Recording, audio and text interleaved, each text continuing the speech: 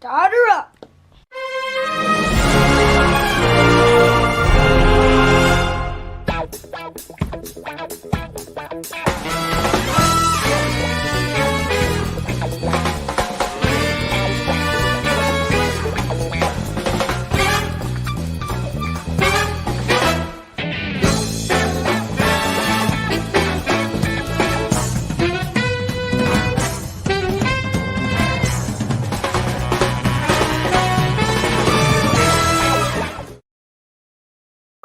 Hey guys, George here, back again with another train stream. Dang, it feels like forever since we've done one. Right? What are we going to talk about tonight, George? Everything, but mostly boats. Right. What, boats. Yeah, boats. Well, welcome everybody. For those of you that are hanging around and our GFW train Fast Friday fans, welcome back. For those of you who are new here, welcome to the stream. I'm Wally. And I'm George. He's GFW Trains, and I'm the guy who takes GFW Trains places. Yeah, so speaking of going places, George, we were off last week. We were off. On vacation, which was cool. 2 thumbs up. We went to Zion National Park. My sister lives out there. She's a park ranger out there. And my brother-in-law, he's a fire chief out there. He's a bigwig. Big money. Big deal. Yeah, but recently he's been getting into trains. Right? Which is really cool. He's been watching the stream and getting into trains and everything like that. So thanks to everybody for coming back. You always wonder when you go away when you come back whether anyone's going to be here to come back. So, hey, guys, thanks for coming back. Thanks for welcome back. So, Zion National Park, you had spring break, then you had another week off. Now you're back to school, huh? Oh, yeah. That's been a struggle. A struggle. Those of you who are struggling after coming back from school on break, raise your hand. Not me. Boom. Boom. So, George, aren't you going to ask me what we're running here today since I put it all on? Yeah, what are we running? So, hey, we are running here. We got a couple of trains running. They're kind of odd trains. But that's because if you could see the Worldwide Studio right now, it's crazy, isn't it, George? It is crazy. But if you notice something, can anybody notice the difference on the layout? We'll just go with that. Right? Right. So we've been working hard on the layout. You can probably see the differences on the layout. We have been building that second level. And in fact, if you can't see, but on this side of the train layout, we have got all kinds of boards and cut up stuff, and you can see over here that we've got the second level going all the way around, and now we're working on that ramp. And because of that, I was the one that was putting the trains on, and I put on a couple of them. I got my Wabash Heritage unit, but it's not a Heritage. What do you call it? A fantasy? Yeah, it's like it's a Heritage unit, but instead of it being the actual number that from when Norfolk and Southern acquired it, it's the Wabash when Wabash started. So 1877 when Wabash was. And it's a fantasy, right? I mean, it's like a mix between both. The only fantasy part about it is the number. Oh, I thought it was the supermodel that's driving it. That's my fantasy. What? You're weird. Your mom's driving it, and she's wearing a bikini. That's my fantasy. You're so weird. Oh gosh, you love it. You love it. No, I don't. So anyway, we're running the Wabash Fantasy. Hold on a second. What? The Wabash Fantasy. I'm just having a Wabash Fantasy. And behind the Wabash Fantasy, we have got the Midwest Division Train Collectors Association Maxi Stack cars. Those are fundraiser for Midwest Division. If you like them, they're still on sale. They're on eBay. Well, look us up. Look us up, and we'll hook you up with some of these units. They're really cool. On the Maxi Stack, one part of the Maxi Stack is the Midwest Division logo, and the other one is the Skyline of Chicago. They're really nice. But that's what we've got on there. And then on the other track, and it's not working real well right now, so we may stop the train altogether. No, I think I got it going. We have got the Polar Express pulling a set of CNO heavyweight cars there. So, yeah, that's what we're running today. And as you can see, got the layout that's coming in. We're working on that second level. It's looking great. So as George is over there, George, you got the whistle going on there yet? There we go. Polar Express whistles turned down. So we'll welcome some people in here. But before we do, I have got something real exciting that I wanted to share with everybody. You probably saw it on the marquee for the stream today. We have a special guest. It is one of the fastest rising YouTube model railroading channels in all of YouTube. All RBP Trains. Chris from RBP Trains is here, and he's going to talk with us. And if you haven't seen his YouTube channel, you're going to have to check it out. I put the link in the description below. But he's the neatest guy. I tell you what, we've been really lucky. We have had a string the last couple of weeks of really neat guests on our show. And in fact, I would be remiss if I didn't thank all of the guests that rolled with our show last week. It really made it a cool little crossover there where we had Train Finder Craig and Dagman and Corey from ours Trains carrying the load for us when we weren't around last week. So that's great. But we've had some really good ones. We had Jim from Dream Layouts. We've had Dagman Productions in here. Sean's always a fun one. And I know you weren't here the other night when we got a chance to visit with him. But I got a chance to visit with Chris, and he is a cool guy. Wait till you get the chance to meet him. I've said, dude, his videos are really cool. In fact, when Jim was over watching or working on the layout with him. So that's what we do. For those of you who don't know, and I'll as he is flummoxed here, when we are building the layouts, we love to put on YouTube channels in the GFW Trains Worldwide Studio and just roll with YouTube channels and look at layouts for everybody, and we watch them. And yeah, so when we were over here, I forget what we were watching some YouTube videos on. I think it was just like actually no, it was a TM Books on Amazon or Amazon Prime. You can look those videos up on Amazon Prime. But Papa goes, "Yo, hey, we're gonna go to YouTube. I wanted to see this guy." So we were watching RBP Trains the entire time while working on the layout.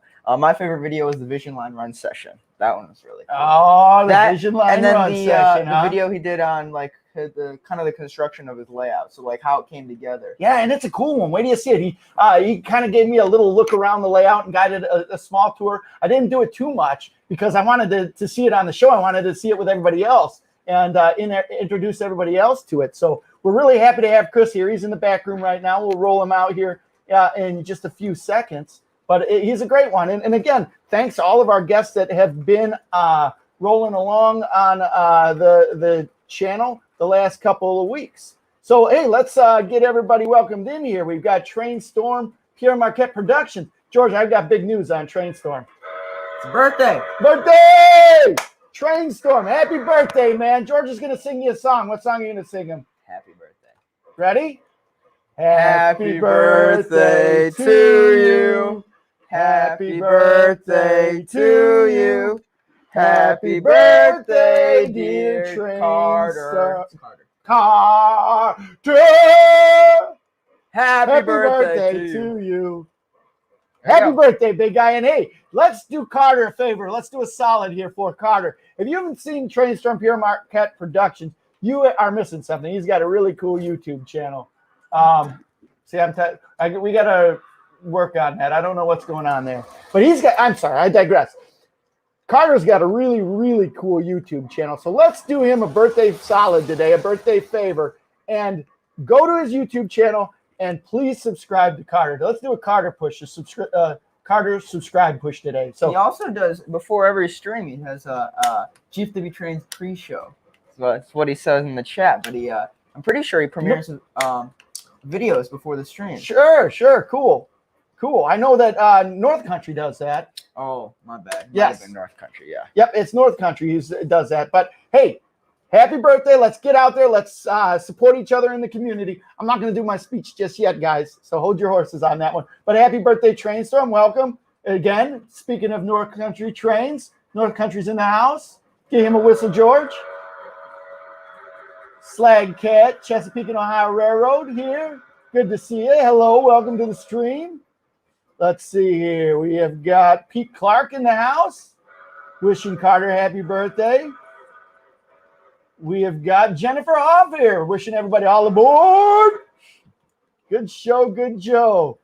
I got Slag Cat already. Conrail 8098's in the house. Our good friend of the program, Sean from Dagman Productions. Excited for him. He's getting to going to TCA meet tomorrow. Really? Yeah, he's going to the Mecca TCA meet. It's Humanity too. I don't know if Heath is going to make it out there. He said it's close by him, but it's hard for him to get to. So I don't know. I gave him the information. Hopefully Heath will make it out there. But I know Sean's planning on it, and I can't wait to see his video on that.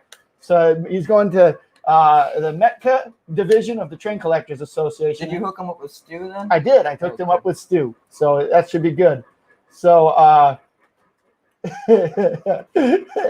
love it. I always call Sean Ed McMahon because he's like the color guy always, and he says, hey, here wants your publisher clearinghouse check.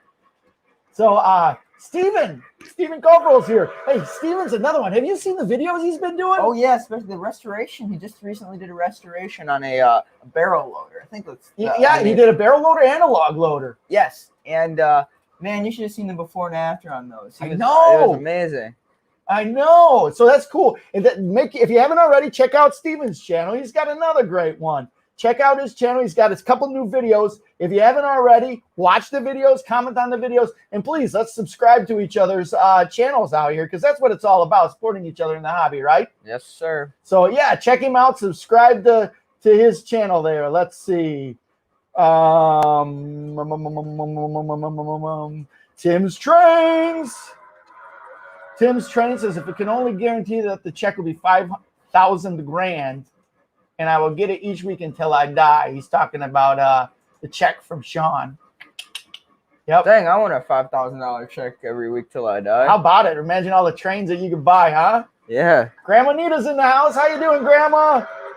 Good to have you back into the state of Illinois.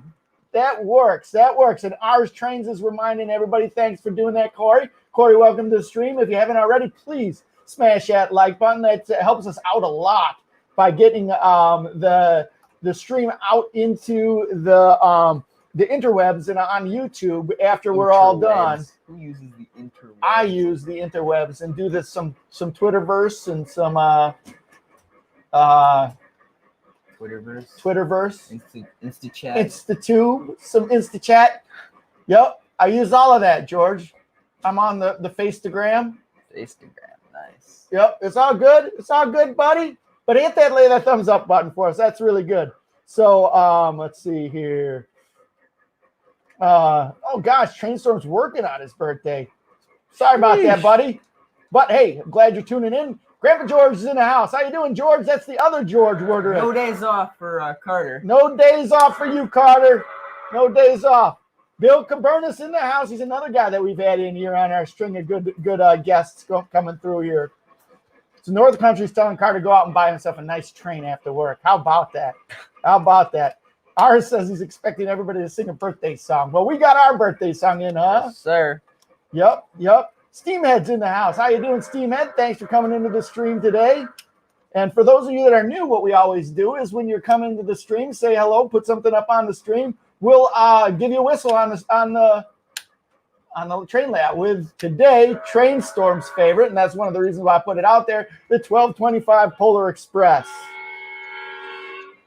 So I'm way behind here, guys, on the Tim says no Polar Express. It's not Christmas anymore. But it is Trainstorm's birthday, and it is Trainstorm's favorite train. And it's a cool engine. Right? Very cool. I think so too. Isaiah Hawkins in the house. How you doing, Isaiah? Hey, guess who's here, George? Uncle Greg. Ooh, actually, so if any of you know, we have a GFW Trains engine, right? GFW Trains. Yep, this one right over here. Produced by Lionel and made by... You got to scoot over a little bit so everyone can see. Oh, other way. Yeah. That one right there. And made by the one and only Wally Warderick. Well, as few of you know, there's two of them in existence. There is three of them now. Three. Well, we've got that one. Oh, I'm talking about like this. This. So now there's two of them. Yeah, we made one of those up for Uncle Greg. That one's a one of one production. One of one production. Now yes, this one is a one of two. Right. So Uncle Greg got the other one when we went out to Utah, and he recently has talked about starting a layout. So when we went out there, I think we're gonna. Yeah, those cars are all wacko. But anyways, we I think hopefully in the near future we're gonna help him out with that. All right, I got it. Just pull out all those cars. But yeah, so hopefully we'll be able to help him with that. I know that the plan was to help him when we went down there, but I kind of feel bad that we weren't able to. But I've told them we got this though for you, Greg. We got this. But I told him I'd sketch up we kind of came up with the track plan and where he wanted it and stuff like that. And what he wants to do is really cool. So yeah, I hope in the future we'll be able to get that done for him. Yep, we're gonna get a recipe list out there, or not a recipe list, but an ingredient list. We'll get those trains for you. So, all right, so going through here, Bill says he missed the starter up. We'll get you on that starter up next week. There, Ours Trains likes GFW boats. Everyone likes GFW boats from the GFW boats, huh? The Edmund Fitzgerald. The Edmund Fitzgerald's a good one. Titanic. All the boats I know are shipwrecks. Right. Tim says Wally George is going to be the one taking you places next month or so officially. What's he talking about, dude? Won't have to drive me anywhere. George's birthday is next month. I might be pulling up to Milwaukee in my own car. We could have double the trains. Oh, my gosh. Double the trains. George is turning 16 next month, and I think he's thinking he's going to get his driver's license. Well, we'll see about that. I got to pass the test first. Yep. Devon McKenzie's in the house. Oh, shit. Chris Lambo's. Let's get Devon here. There we go. Chris Lambert says, I hope you guys had a great vacation. Lambo, he did have a good vacation. We got Rail Brothers Productions here. Hey, that's cool. That's cool. Ours Trains noticing in our upper loop, getting around there. Oh, that's why we didn't have it turned around. We got it whistles at you with it's got that Bluetooth that whistles at you if it's on. Well, I could. Oops. No. Okay. Anyways. There we go. Let's see here, Coach Long. It's Tyler. What's that? It's Tyler Garrick. Tyler Garrett, Coach Long, whomever. Welcome, guys. Let's see here. The track and circles the layout. You got it, Mom. Everyone's liking on that upper level. I'm way behind here. So Jennifer is she's psyched up about RPB. In fact, let me roll through these because I want to get Chris on here. Chris is such a good guy. Hey, Cat, that's how we're doing today. Thanks for coming. We got trains and things. Custom models, how you doing? Hopefully you're somewhere where you're close to good internet or at least not moving around so much. Trains and Things is always going from Alaska to other places and around all over kinds of place. So Chris Lambo is liking my dad jokes, George. And my dad's liking my dad jokes. Oh, my mom's not liking my jokes. Yeah, he's scaring me too, Grandma. It's okay. All right. I got to catch up here. I want to get Chris on. Okay, just think of it this way, though. I'm sure Grandpa said stuff like that when you were around, right? Imagine how disgusting that was. Oh, my gosh. See? This is how is Wally making fun of George when Wally is wearing that shirt. His shirt is awesome, dude.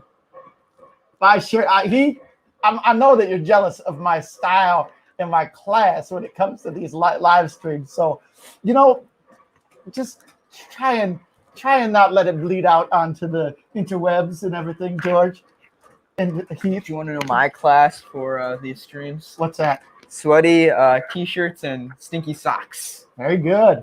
Holy cow! I lost my place. Just go all the way down. James Trains. Welcome to the stream.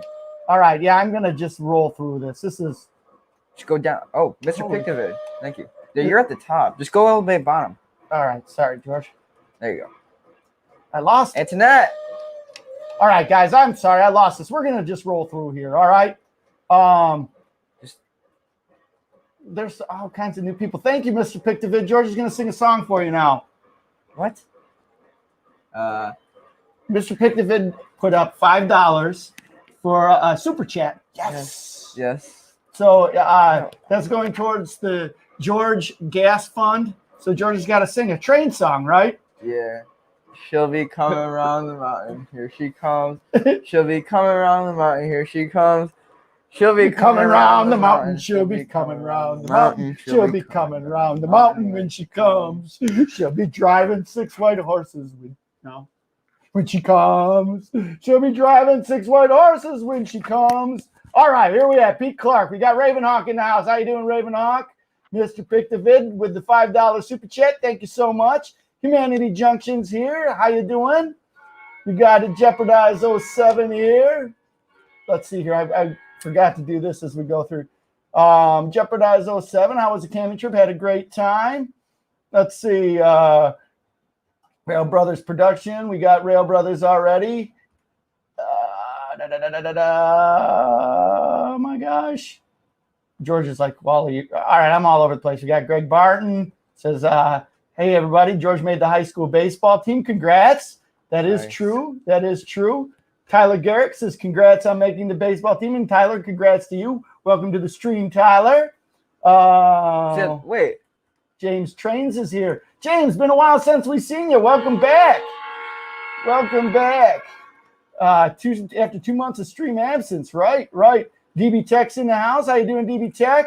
James Trains in the house. Oh, we got him already. We got Grant and Antoinette. Welcome to the stream, Antoinette.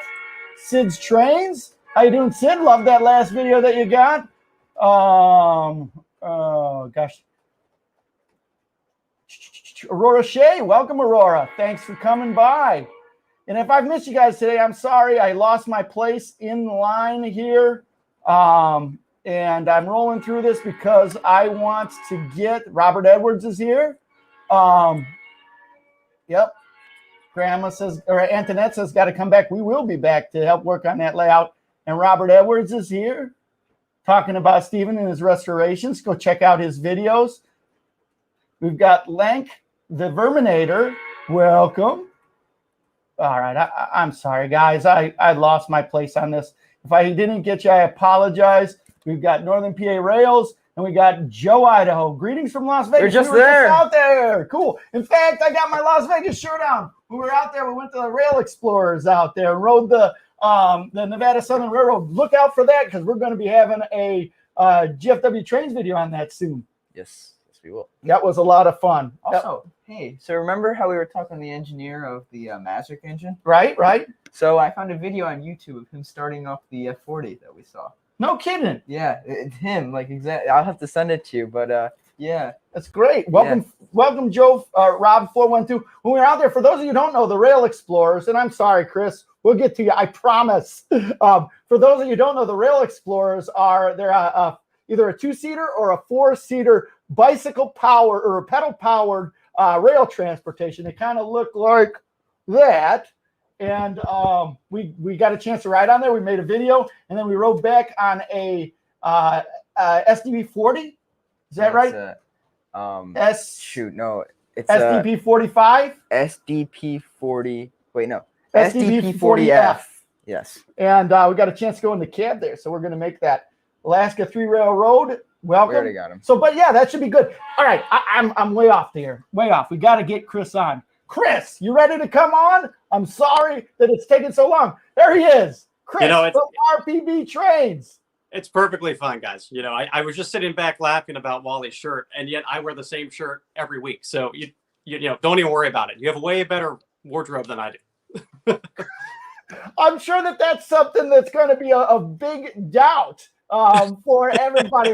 I get a lot of flack, but I like to wear kind of the Hawaiian shirt look, and you got your train shirt thing going, I do, but it's I try to do something that's repeatable. And to be honest, all I ever wear are black T-shirts. So I was like, you know what, I'm just going to get one that's railroad, and here we go. So now I just wear it all the time.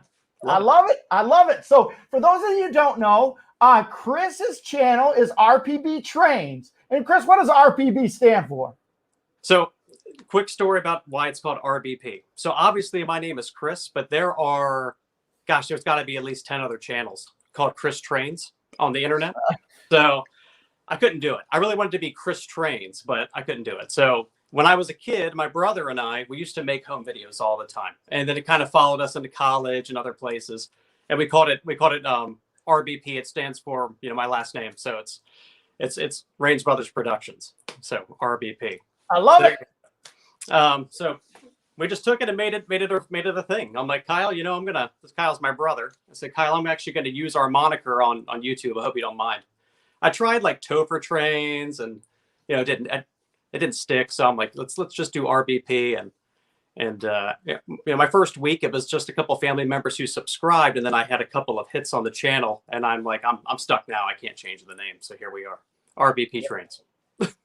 Cool. So for those of you that are just rolling in here, RBP Trains is obviously it's a model railroader channel. And Chris, why don't you tell us a little bit about your channel? Yeah. So my channel is all about O gauge, right? Like most of the channels that are out there in the hobby, and really, it's a hodgepodge of things. I'm a collector of all types of trains, so I really don't specialize in just scale or post-war or pre-war or MPC, whatever. So I try to cover everything, and I'm really new to YouTube. So everything I do, I'm kind of just shooting from the hip. I'll look around my layout on like a Wednesday night and say, what's worth doing a video on. So it's just sort of to cover anything, right? It's layout building, it's operation, it's collection, all of those types of things. And that's just anything. I love the hobby. I love all the different pieces of it. So I don't really focus on just one area on the channel. It's just about having fun. So when you said that you're just starting YouTube, boy, I'll tell you what, Chris, you sure can't tell. You sure can't. So tell us about the development of your YouTube channel. Yeah, so I had a couple of videos that I had made that were really short, and I mainly posted them on social media. I belong to a couple of train groups. Like I don't have my own Instagram or anything like that. And I started making friends with it. People were interested, and my brother-in-law was over at Christmas time, and I just built this layout during the pandemic. It was my stay-home project. And my brother-in-law is here, and he comes downstairs, and his jaw hits the floor, and he's really big into YouTube, and he's kind of been my YouTube coach. And he's like, Chris, you have to put this on the internet. You got to share this thing. So we talked about it for a while, and I created a couple of draft videos, and that's what I put up. And then from there, I've just kind of tried to find a cadence. I like the O gauge or no gauge. I say that all the time. Right. Love to the HO and the N scalers. I was an N scaler when I was a kid for a long time, but yeah. So you mentioned that your layout came up during quarantine. Do you know how long it took exactly to get to the state it's in? I had this track plan for about a year and a half. I used to run these on the floor. So a lot of people, I think the biggest criticism I've gotten is about my fast track. They're like, Chris, why not Gargraves or Atlas? And when I built this, I used fast track because I had it on my carpet, and I have children, and they would run and step all over things. So I used it because it was rigid.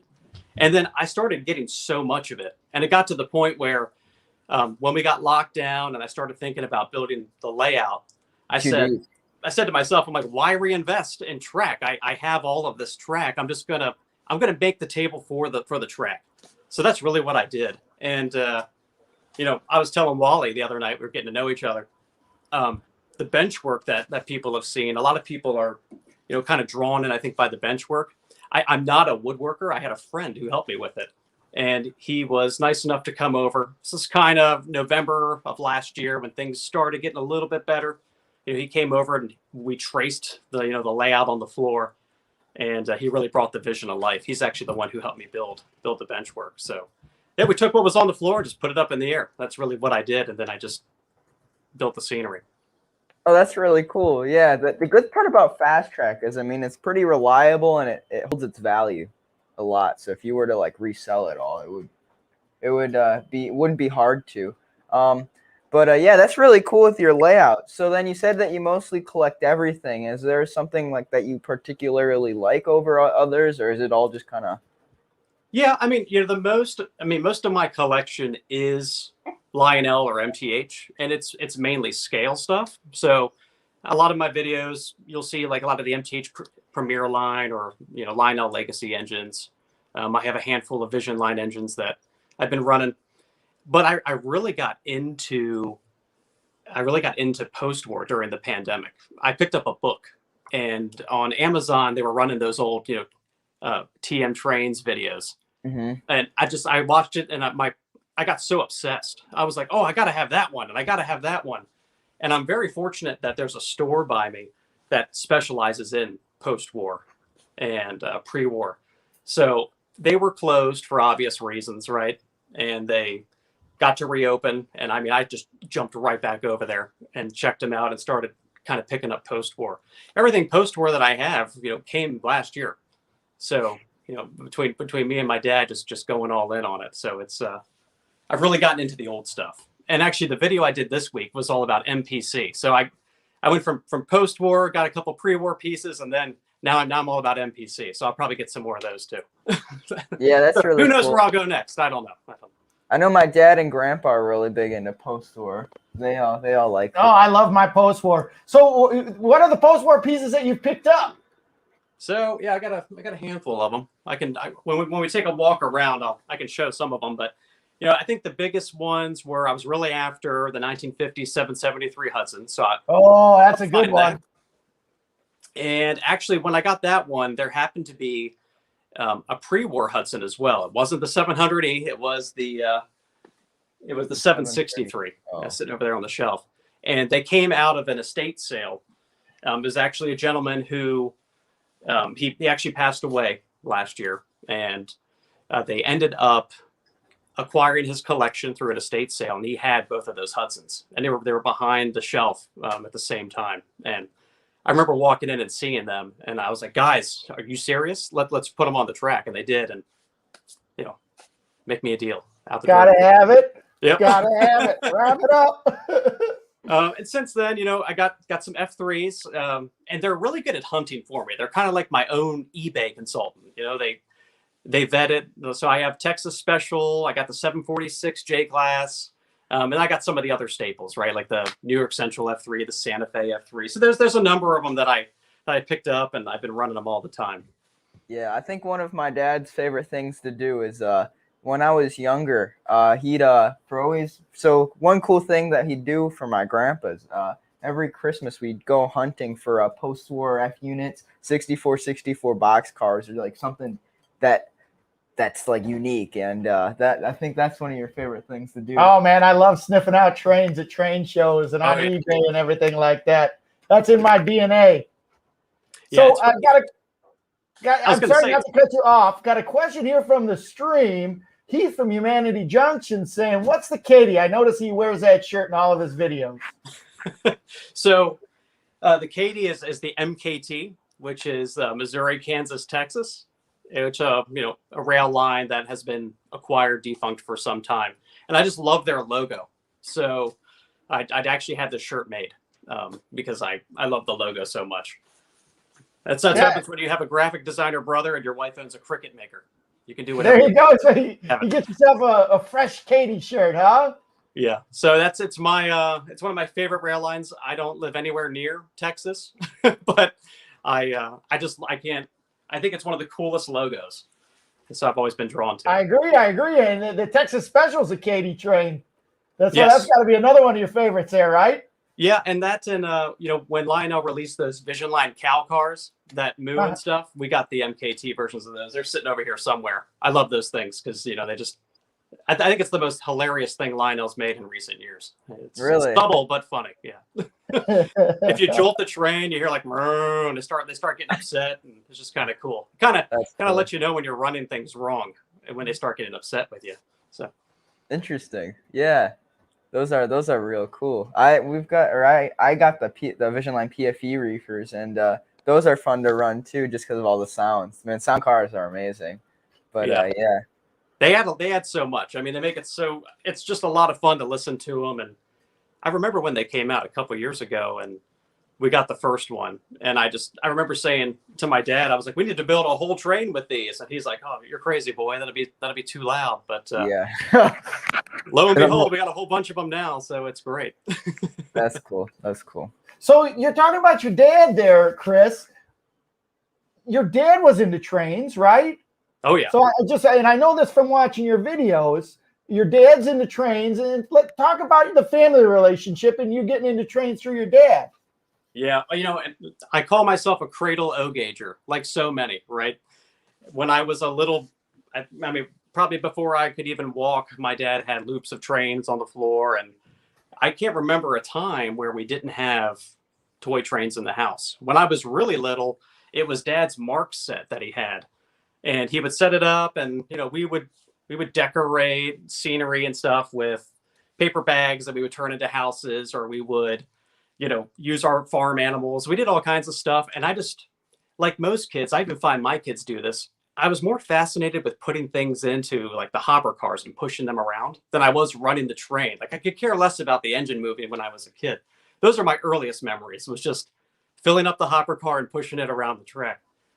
But no, he's always been an inspiration. A lot of the way I do my scenery comes from learning from him. I think my obsession with collection comes from him. And if he's watching this, yeah, it's your fault, Dad, that I have all this stuff. Everything, all of my issues are my dad's fault too. It's some of George. The anxiety part's George. You have anxiety? Well, you probably have the same thing, Wally. We feed off of each other. I called him this week and I said, "Hey, Dad, I just made this NPC video, and now people are telling me I need something from the Coon era. You want to go check it out this weekend?" So we'll be heading to the store tomorrow and looking to see what's on the shelf. I think there's a Reading with our name on it. Yeah, so, right. Yeah, that T1. How you going out there getting that T1? Yeah, we're so bad for each other. It's great. Today, when we get together, it's funny. I'll go over to their house. The kids will be running around in the yard, and then where's Dad and Chris? We're down in the train room running trains and talking about trains. And this is what Lionel came out with. Check this out. Or hey, I need to wire this up for command, Chris. How should I do it? I think we benefit from each other that way. Dad's got sort of that artistic vision, and I'm really technical. So I help him with all the command, intricacies, and then he tells me not to overthink the scenery and just do it. Yeah, definitely. I mean, I think that one of the scariest parts, honestly, is the scenery, the scenic stuff. Oh, gosh. When I was doing my N scale stuff, that was like probably that and the wiring. The wiring turned out to be okay, but the scenic was, I was definitely hard on myself on that. But yeah. But you're right, George. I mean, it can be really difficult to do the scenery because it takes way too much patience. And if you're anything like me, I don't have the patience. I don't like get it done, for 24 hours. Everything on a Woodland Scenics package says, apply and let sit for 24 hours. And I read that and I just want to bang my head against the wall. It's like, I want to do it now. And even my scenery project came together a lot faster than I planned, just because once I started, I couldn't stop. It's just late nights, lots of late nights. Yes, yeah. Yeah, because I've been working on a couple of T-track modules in N scale, and when I was doing my first one, man, I went through so much turf just because I'd always mess up in one spot, or like it was just it's so awful. You should have seen the dining room table; it was just covered in the green woodland scenic turf. But yeah, that's always like super frustrating. But yeah, it's a process. Well, and I was looking at. You're all set up. You got a lot of scenery ahead of you on that between your two levels and all the intricate track cross sections behind you. So that'll be a lot of fun. I'll be looking forward to together one day. The scenery isn't George's forte. It's not my forte. My dad says that we need a wife that does scenery like his wife. I don't have. You need a scenery expert. There you go. Well, it sounds like you're in luck. You just gotta get my mom out here. There you go.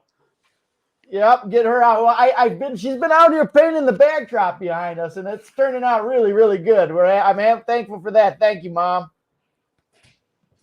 Maybe she can get a backdrop. I have an artist in my family. My sister-in-law is working on a backdrop for me, so I'm really excited to get that. You have got the talented family. I'm telling you, Chris. Well, it takes a village. There's a lot of help that went into this thing. So it's been a lot of fun.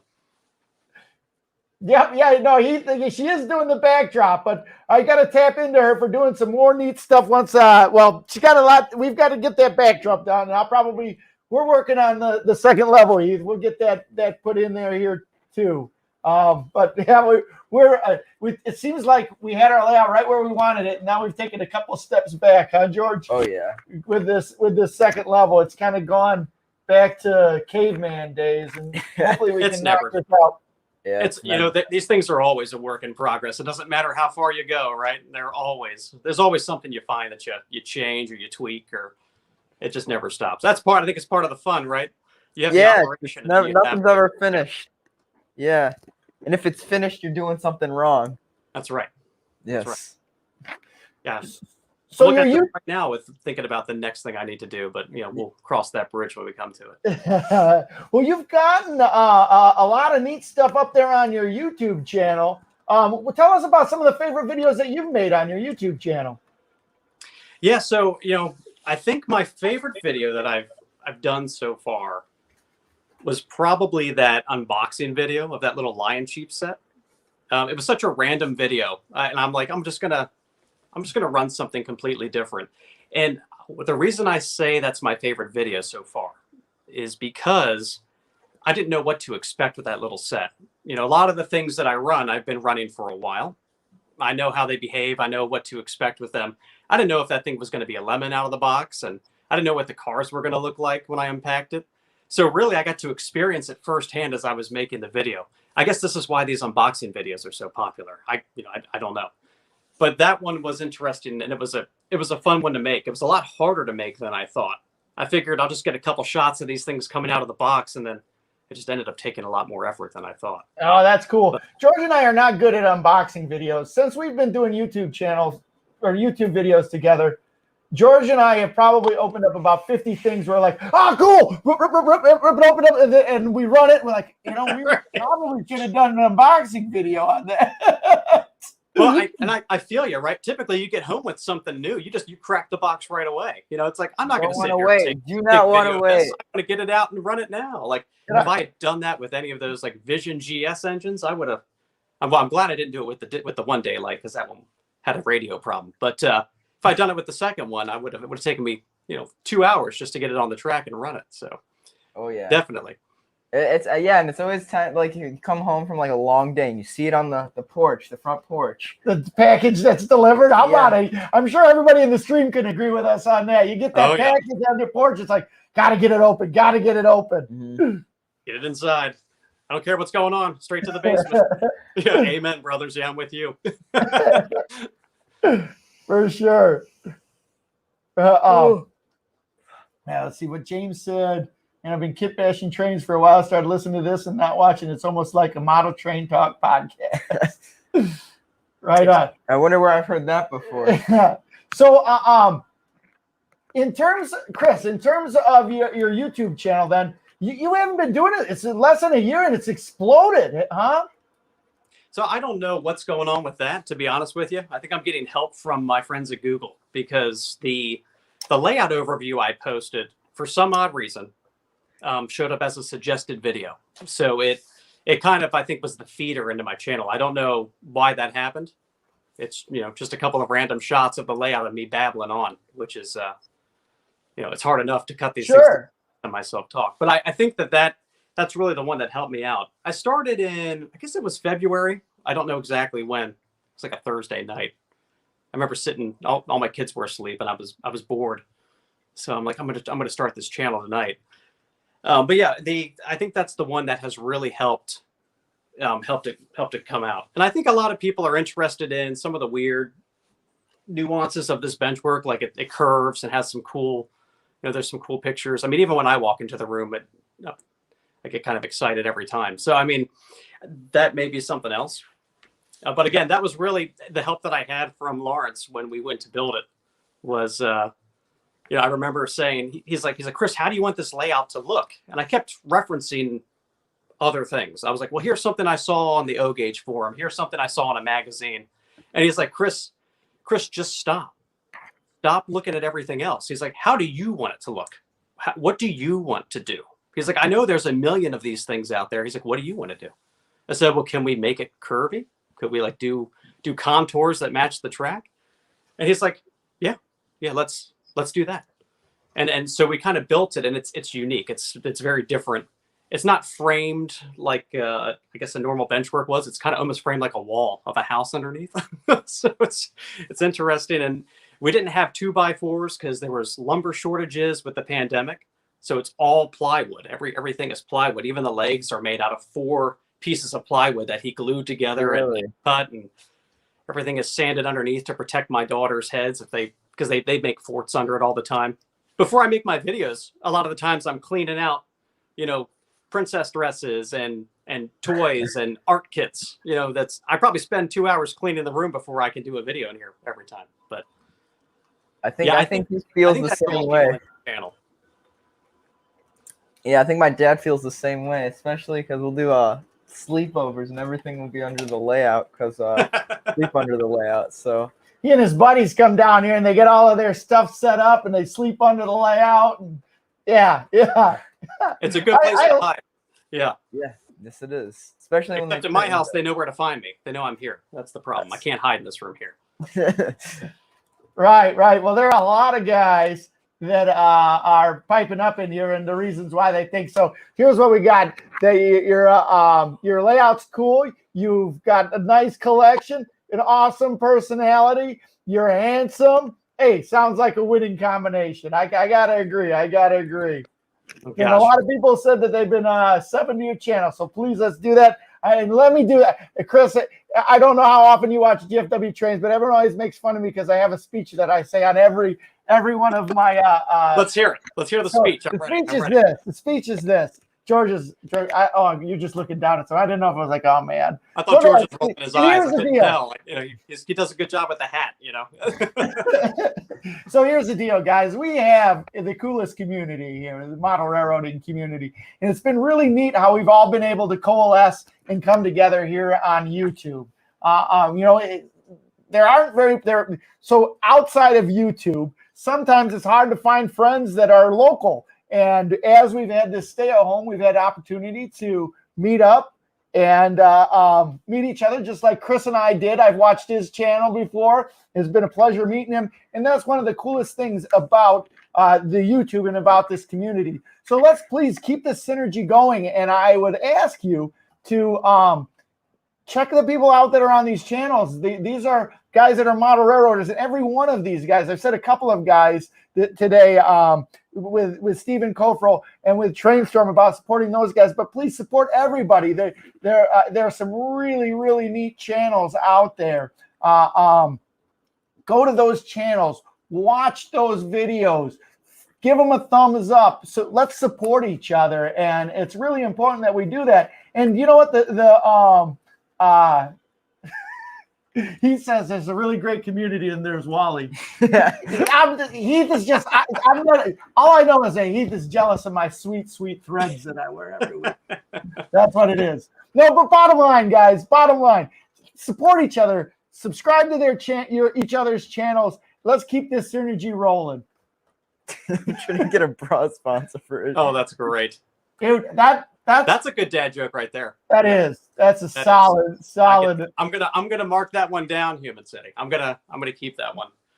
Wally, but I think you're so right. One of the things that I found, and perhaps this is one of the few things that were positive about the last year, was we lost the train shows, we lost the in-person contact. My local train stores were forced to close, right? And I was kind of lost with people that I normally could talk to and see. So I reached out online. I think this is what's happening is people were sharing more. They're more open.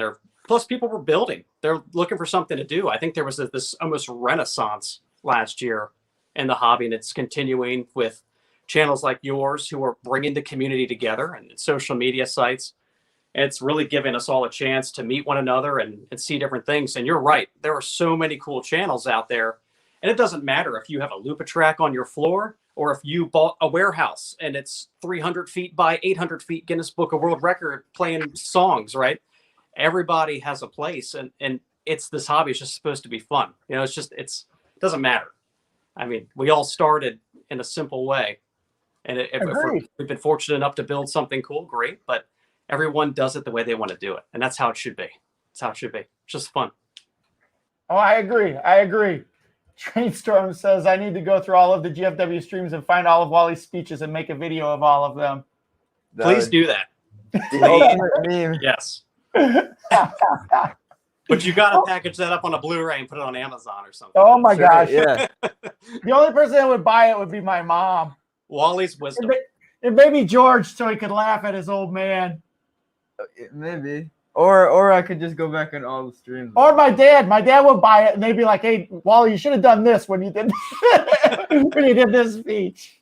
George reacts to Wally. We can do that too. Yeah, we could do a reaction video. That's a good idea. Yeah. Well, welcome, White Wall Wheels. One hardcore MOH says my local train shop is opening again on Monday. That's cool, and that's neat for everybody. It seems to be opening up. A lot of things opening up. Your train shop out there by you guys, you've been going there a lot, Chris. The train shop's by us. And in fact, there's some train shows. Any train shows out there by you opening up yet? So there's actually one tomorrow out near Baltimore. So yeah, there's going to be, I think it is all you have to buy advanced tickets, and there's like time slots, but it's cool. There's a lot of vendors that are coming, a lot of people that are selling their collection. So it'll be a nice step back towards that. Yeah. Are you going to go? I think it's all outdoor. It's like tents and stuff like that. So pretty cool. Cool. Well, Steven's on his way out, and say take care, guys. And please, if you haven't seen Steven's latest videos, head over to Steven's channel and check out his videos, watch his videos, subscribe to Steven's channel. He's got a fun channel. And another one of our favorite friends at GFW Trains that we got to meet at the stay at home. So get over there, give him a like, subscribe, check him out. So let's get to the meat and potatoes of what we got going on over here. Chris, I think you've got in your camera there the capability to give us a tour of your layout, right? I'll flip it now.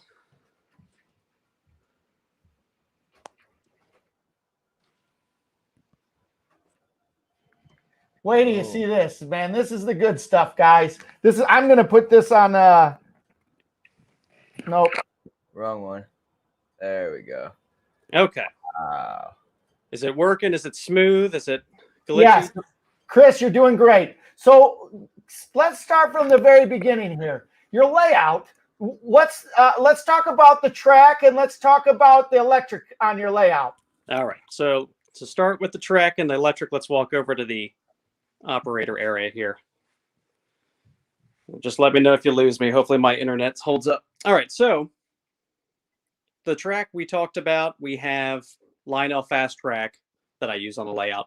My power is right here. So I have two Z4000 transformers, and I have this post-war ZW transformer.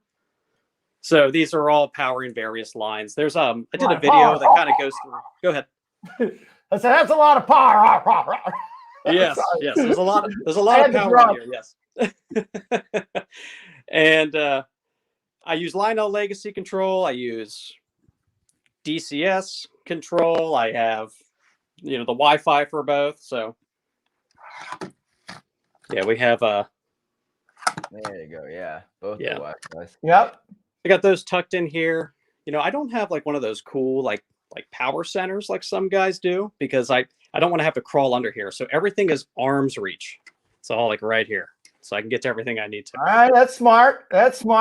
And then I have blocks that are under the table, but we're not gonna go Saving Private Ryan on that. Let me see if I can get my gimbal working so that you don't get the shake here while we're talking. And then we'll take a walk around. So you got some neat looking trains there on the layout. Once you get that gimbal on, you're going to have to give us a tour of some of those trains too. Oop, we lost them. Hopefully they'll come back here. Anyways, so we're back. This is like the awkward moment. Right. So, yeah, that's a 9,000 watts of power right there. 100 watts. 100 watts. So I got to tell you a story about George over here. So we were working on our train layout, and we were Yorkville education. Yeah, he's got his Yorkville education here, and there was something going on, and I turned to George on, and he had himself the voltmeter. And I turned on. It's like, hey, George, how much power are we going to the layout? 100 watts, baby. 100 watts. George says, like, we got 100 watts, Dad. What? He's like, check again. He's like, how much? He's like, 100 watts, Dad. Oh, man. Yep, the Yorkville education. There we go. All right, Chris is coming back. You only get one story about George for right now. There you are, Chris. Yep, I'm back. Sorry. No problem. Alrighty. Yes, in Western Ohio, interurban history says if you're in Yorkville, go to Denny's Trains and Things. Denny's Trains and Things is right down the road. It's a cool train stop in Oswego, Illinois. Good pump out for Denny's Trains and Things there. So, yeah, I was trying to get my gimbal going, but it's not behaving. So I am not going to try that again. We're just going to walk around and I'll be real steady. Okay. So, all right. So you've got the ZWs for power. Right. And then you've got the fast tracks for your tracks. So let's talk about the curves on there. What are your curves? The curves on your layout? Yeah, so my outer main line here, it's all 072 curves. So where the Blue Comet is sitting and all the way around to this area of the layout, this entire outer line is all 072. I didn't go any bigger because of this walkway that you have right down the middle. So I didn't want to make it any tighter than it already was. But it's good because I can run whatever I need to on this outer main line. That's really cool. So yeah, but I think the easiest way to kind of walk through the layout is if you look at the different areas. When I designed it, I really wanted the illusion that the trains were moving from like one place to the next. So you kind of have this area over here, and I named all these areas after my daughters. So you start with this area that I call the Bailey Township, which is like where I have a main street. Some of these more intricate details of people and scenery. You can see folks on the street there and some of these cars. Yeah, I can hear that now. Oh, shoot. George, my jazz come. So where'd you learn how to do the scenery? So the scenery here, again, this is all trial and error. This is really nothing fancy. I just used those Woodland Scenics grass mats and then scraped off the grass like they say on the back of the package and then painted it. So that's all you're seeing right there. It's nothing more than that. It's these Woodland Scenics buildings that really pop out because they are literally so detailed. And I can't scratch build to save my life. So these worked out really well for me. Someone asked, is that the Alaska boxcar? Yes, that was my birthday present a couple of weeks ago. Nice. That's the 6464 post-war.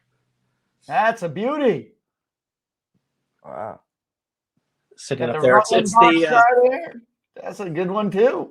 Yeah. The Alaska is probably one of my most prized post-war possessions there. Behind this Texas Special F3 that's on the bridge here. So yeah, when we move out of this Bailey area, we kind of cross over the bridge and head into this more rustic area. So this is an MTH double track bridge. And that's huge. When I got this one, I didn't know what I was going to do with it, but I had to have this thing because I was afraid that MTH would, since they were going out of business, I didn't know what the future was for this type of bridge. So I just kind of got one with kind of recklessly, but it worked. It worked really well right here, kind of by accident. It's not the most cool design. It kind of just goes out and loops around and comes back, but I like it. I think it works kind of neat. It gives that other dimension up above this area. Mm-hmm. Yeah, definitely. Look at that. Then we got some people down here in the water. So this is one of my first attempts at a water feature. So, forgive me that it's not the coolest looking water, but. Oh, that's great. We were just out at my sister and brother-in-law's house, and they're starting up on a train layout over there. They're getting ready to start up on a train layout, and we were talking about different ways to scenic it and how to start from not really knowing how to do scenery to putting the layouts. And specifically, my sister said that they love that mountain back there, and they want to do something like that on their layout. So a lot of trial and error for you. Oh yeah.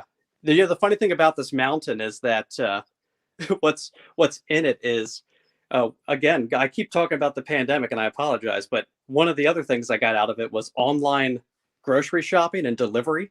So this is a bunch of like Food Lion bags under this. Oh, really? From all the online shopping. That's what I stuffed in here to make these contours of this mountain right here. So yeah, this one turned out, I think, better than my other. You know, I have these 2 tunnel portals that come out behind the bridge. They're kind of tucked back there. Can't see them too well, but and then as the trains pull out, there's a station back here. This was actually on my dad's layout. And then we redid his layout a little bit. I'm actually going to do a video on his layout too, so we'll be able to see it in more detail. But we put a big yard in the middle. So what ended up happening was we didn't have room for the station anymore. So I got the big station, and I gave him a little station I bought. So look at that. That's a good trade. Saving the environment one bag at a time. Right. That's right.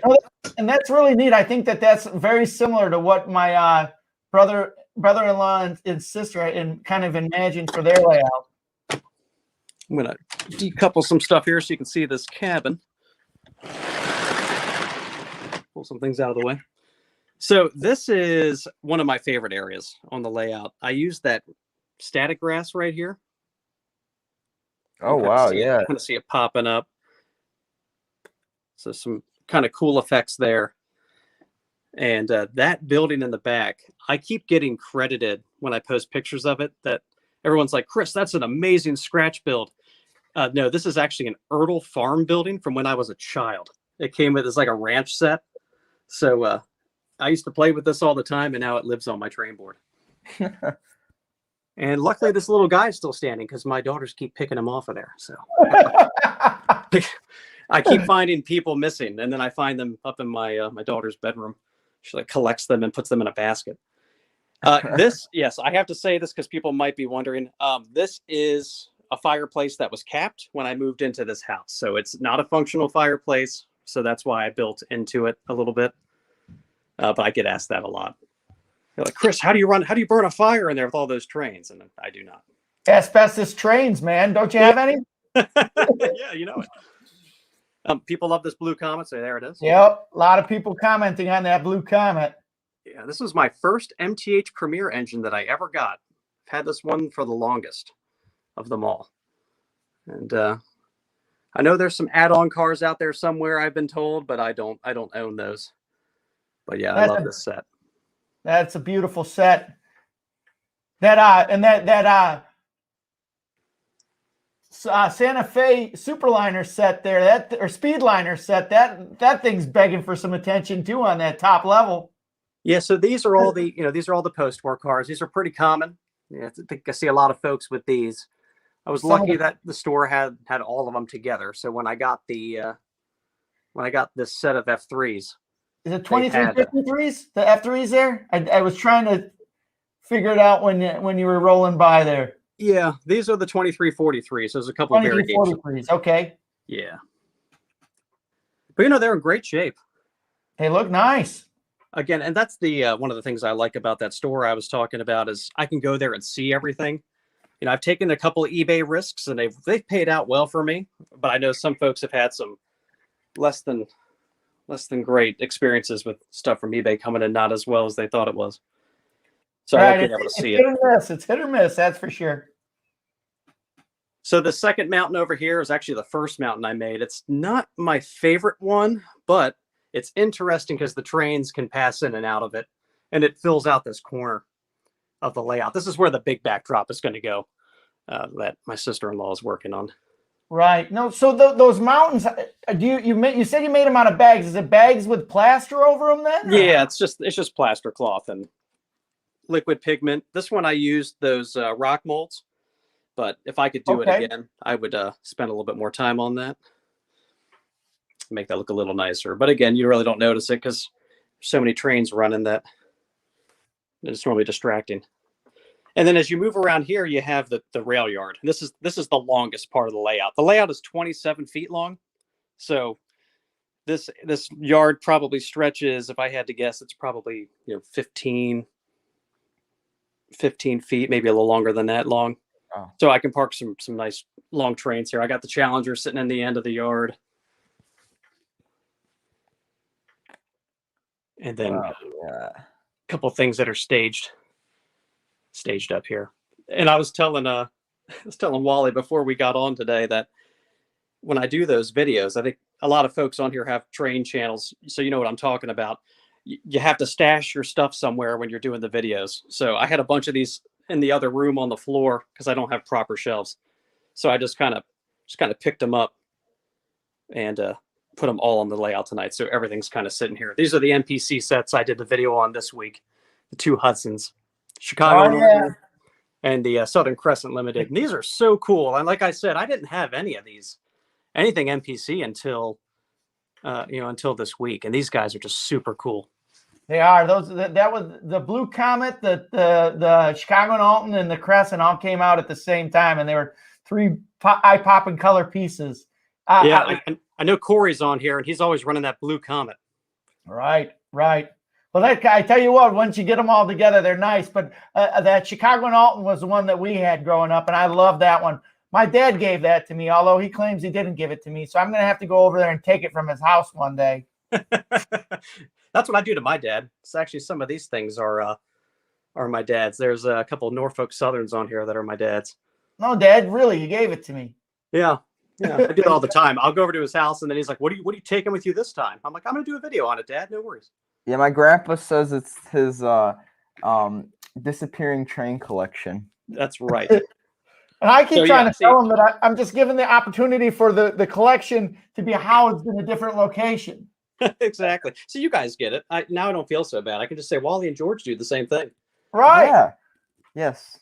One of the things I failed to mention, and it's in my layout overview, but both ends of my yard have switches that feed in. They're all 072, so I can park any engine in this layout coming from either direction. So the north end of the layout, you'll see Allegheny's kind of hogging all the real estate right now, but you can get in from either side. So if I'll do this slow. Hopefully the stream doesn't get upset with me. So down at the bottom of the yard, you have those switches, and then same with the top up here. Oh, that's sharp. Yeah. Then I have this Christmas bridge right here, and I think a lot of us run trains around the holidays, right? So I just leave these lights on all the time. Doesn't bother me. Here's that the 746 post-war sitting up here on the bridge. That was one of my favorites right there. Did you just got that one? This one is that's in really good shape. It's not the rarer version because you have tender. Yeah, but it is legit. That's a tough piece. Oh yeah. Yeah, it was hard. It was hard to find this one, for sure. Where'd you find it, if you don't mind me asking? I'd have to ask Jim at the train shop. So he was able to locate it, and then he got it in and called me. Got it out for you, huh? He'll find anything. I don't know how he does it. He'll find anything. I got these little cows down here hanging out in this cow pasture. These also go missing all the time. That's why I put them right here so that it was easy for people to grab. And I don't know, I bet a lot of you are watching these like hobo shoestring and videos like that. So I wanted to make sure I did like an homage. Oh yeah. So much cool stuff there. Now, Didn't shoestring recently die? Oh, I don't know. That was Stovey. Oh, okay. Anyways, you can continue. But yeah, we have So where do you get all of the stuff for the scenicking on your layout? So the buildings all came from Woodland Scenics, except for the couple of MTH ones that I've actually had for several years. And then all the scenery stuff, I have a store, there's like a chain called Hobbytown up in the Mid-Atlantic. So they had the flock and all of the scenery stuff, like all these pieces and all the details that are like in these areas. It's all just Woodland Scenic stuff. And you get that from your local hobby store then? Yeah, for the most part. Ordered a couple things online. Okay, cool.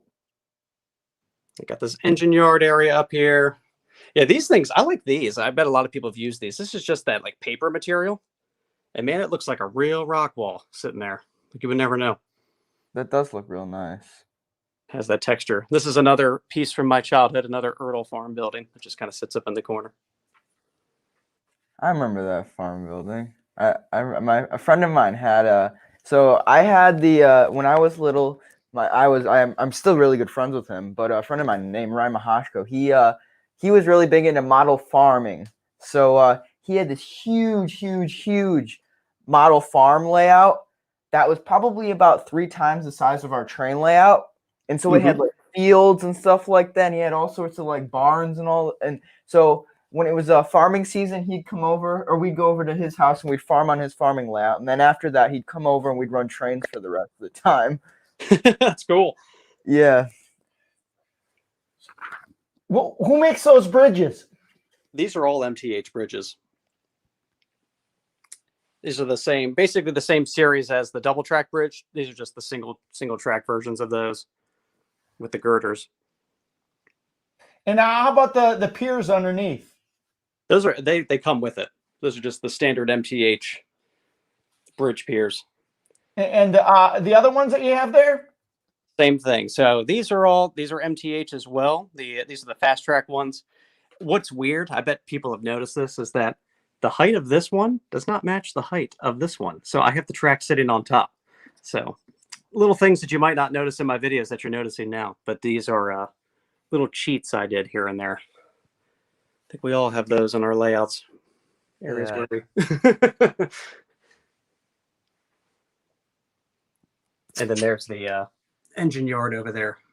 So are you a steam guy or a diesel guy? Oh man, I love it all. So I think, like most folks, there's a fascination with steam. I think anybody who's into trains, their jaw hits the floor if they were to be in the presence of a real steam engine. So I love the big steam engines. I love the small steam engines. I have been on a bit of a diesel kick lately. So which one is it? Yeah, this 5602 is relatively recent. Love this one.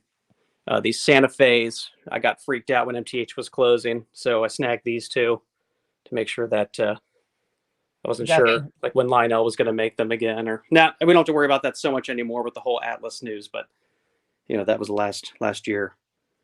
But yeah, no, I love both. I run both. I will tell you that, and you probably agree, the diesels are much more forgiving on layouts than steam engines are. So yeah. they roll through the switches. They don't give me any heartburn, unlike some of my steam engines that will like to pop up and do crazy things. But I think we all know, we've all had that issue. That's I think that's what you were doing at the beginning, right, Wally? Oh my God! Yeah, before popping. So a question from the stream. Ours Trains wants to know. We got a lot of D&H love around, dude. Do you have any Delaware and Hudson stuff? So listen, Corey, I'll tell you. I'm starting off here. This is the closest thing I have to the D&H right now. I'm about to hold it up in front of the camera, so I hope you're watching. All right. Look at that. When I get a D&H, I will do a tribute video to ours Trains. I do not have one, but I'll get one, and that's what I'm going to do. So another question that we've got here, I like this question. So if O-scale was suddenly not available, would you go bigger and get G, or would you go smaller and get HO? I would cry for a long time, and then probably go HO. HO, huh? And the reason why, so here's the reason. When I was, I guess maybe like my years from like 8 to 12, my dad had a really detailed HO layout in our basement. So that was sort of the first layout we played with where we did real scenery, because we didn't have the room for O gauge when I was a kid until I moved out. That's when we built the layout of Dad's house, is when I got married and moved out, because he had the space. So yeah, would likely go back to HO if I had to. I'd go to N. George would go to N. I think we got a lot of people saying N. George is I could do a really cool N on here. Yeah. Oh my gosh, yeah. But from what I understand, the N scale layout that big would give you more headaches than you knew what to do with. I'm pretty sure. Actually, my first N scale train is right there. I'll check that out. That was my first train as a kid, was that N scale right there. Wow. So another question that I've got from Charlie Tusick says, I also like the layout and track plan, but if you had the same space and were to start over again, how would you change it for a new layout? So that's a great question. I don't know if I would change the track plan, and maybe it's because I'm still kind of in limerence with it, still really new to me. But I would definitely go, I think, with a different type of track. I would probably go with like Atlas or Gargraves. We did Gargraves on my dad's layout. I think that's the biggest thing I would change. I really like the functionality of this layout. And with the space that I have, yeah, I think it kind of it's sort of maximized for the space as far as operation goes. I'll tell you what I would definitely have done. I definitely would have painted those walls though before I put this benchwork up. Oh yeah. Would have gone blue or something. I didn't think about that until it was too late. Right, right. So George, Bill answered the question probably for you. Your next one, you'd say N. You snap to N, but 7.5 gauge is probably your next go-to gauge. Yeah, we already got all the stuff for it, so yeah. I like John Train BFGR. It says G scale outside and HO scale inside. Well, it looks like he's already into G from his PFP, but yeah. So yeah, that's the tour. I mean, that's really cool. So and you got some really, really nice post-war pieces on there too. What do you got eye for your post-war stuff that you're looking for? What am I looking for right now? So there are a couple of pieces of rolling stock I'm looking for. I really want to find the girl set. That's my ultimate goal. Oh boy, yeah. Just because good luck on that one. Yeah, because I have 3 daughters. I know they've remade it a couple times, but man, if I can find one, it's going to be yeah, that's a good one to look out for. Are you one that cares for boxes at all, or do you? No, because I run all of these things. Like even over here, like this pre-war Hudson, I run this guy all the time. That is a sharp engine right there. Yeah, this one I was lucky. I found. I mean, it's in decent shape. It has some warping and things like that on it. But I mean, considering the fact that it was built in the 30s, I mean, man, you can always rely on those guys to run, man. They are built like tanks, except for the zinc rod issue. But other than that, I mean, they're pretty reliable. Especially that 50 Hudson, man. That'll get going in heartbeat. Yeah, this one, the 773 runs really great. And then I've got a smaller Hudson down here, and then actually I got the GG1 way down here. All right, that one's got some nice stripes on it too. Yeah, I'm scared to touch that one. It kind of just sits there. It runs probably way less than anything else on the layout because I'm just afraid I'm going to wear it. I'm going to wear the lines off of it. But yeah, so those are the things I'm looking at. I mean, got a couple of Lionel things on order.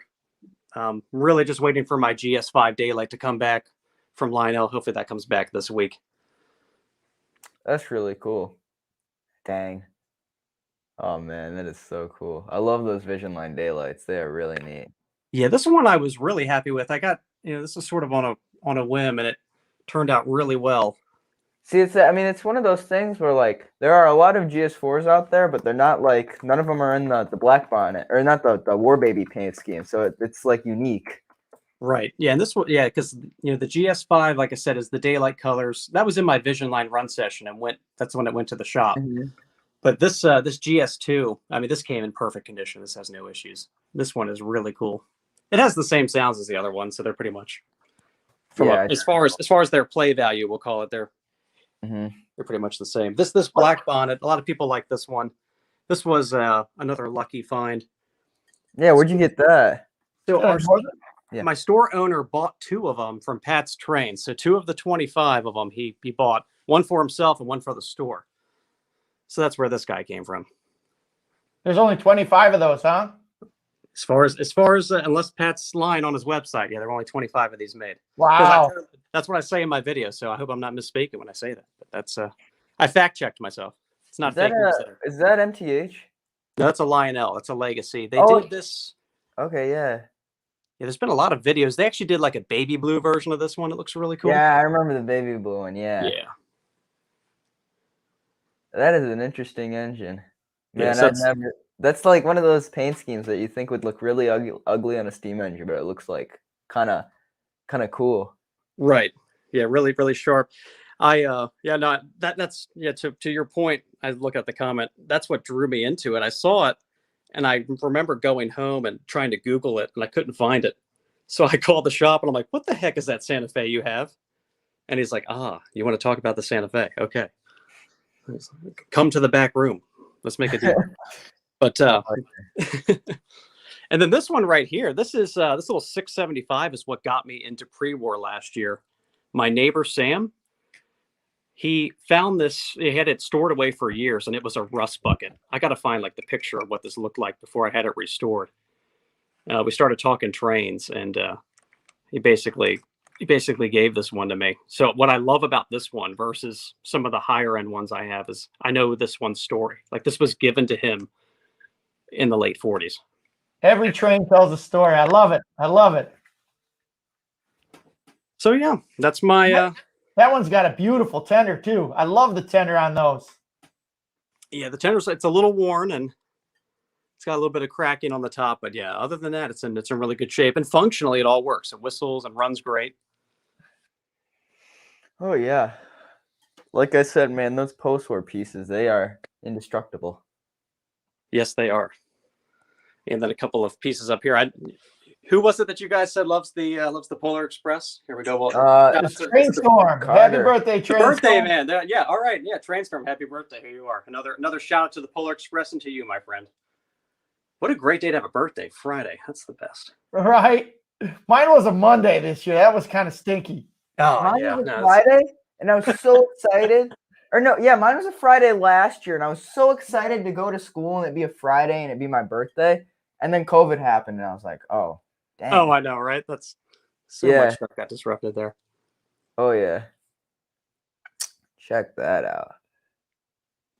What's that blue and orange engine you got? So this is a Maryland Midland. This is a local line that runs in Maryland. It's defunct now. It was bought by another rail line, but these were their colors back in the day. Oh, wow. Is that a MTH piece? It is. Yeah, that's MTH. There's actually, it's funny, I don't think many people know what it is because it's such a small rail line in Maryland. I think it's like one of the last surplus items they have. Oh, wow. Oh yeah, those short lines, they're really cool, but I mean, you probably see a lot. So like we have a short line out by us. It's called the Illinois RailNet, and the cool part about the Illinois RailNet is they lease all their power. So we see a bunch of like oddball stuff. Like we see like stuff from Canada. Like I think I've seen a couple of engines from Mexico. I mean, it's crazy. But yeah, I love those short lines. Yeah, I agree. My sister Annette says that the use of space on your layout is so fantastic. So much neat stuff to look at. Well, thank you. Yeah, no, I got a lot of inspiration from a lot of different things. It was funny because I saw that you guys were running C&O cars at the beginning of the video, which, you know, living so close to West Virginia where I am, the C&O is it's a fascinating railroad in this region with all the coal and all of its significance in this area. So sure. Thanks for running those. It's almost like you ran them for me. I'm just going to pretend like you did. You got it, Chris. Just for you, my man. Just for you. We should have brought out the mallet. The mallet. What we should have brought out is a Texas special for him. Hold up. I'll be back. Good old Texas special. Oh yeah. Love my Texas special. Well, cool. Hey, I hate to do, or not, I don't hate to do this, but had some requests over here about you running some trains up on there. Let me flip my camera back around here real quick.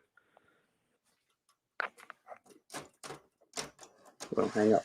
Oh, so to run some. Well, so here's the thing. Let's see. The way I set this up tonight, I kind of have them all staged.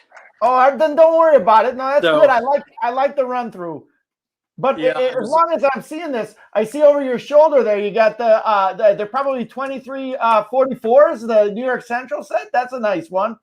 The post-war set, New York Centrals, other shoulder, left shoulder, top shelf. Oh, yes. Hang on. Yeah, the F3s. Yep, right here. Yep. Those are sharp ones. Those are post-war, right? Those are post-war. 2344s, I think, is the number on there. Yeah. Yes. Yep, that's the number on those. Yeah, and they're a great puller. One of them has a crack in it. I actually have two sets of those. One that I just display, and then one that actually runs. The one that runs has the crack. The one that I display doesn't. So. Nice. And Tim's Trains is asking for some close-up on the Vision Line GS2. Sure. Yeah, Tim just recently got the Vision Stock Express. He hasn't gotten it off yet. He still needs to pay it off, but he got the Vision Stock Express. And man, oh man, am I jealous of him for that. Here, I'll flip my for the GS2.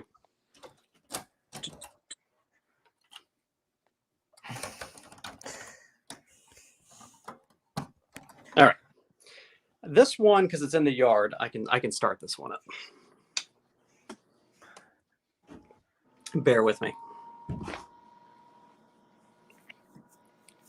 We have lights. Yeah, so this one's really cool. It has one of my favorite whistles of all the engines that I have in this fleet.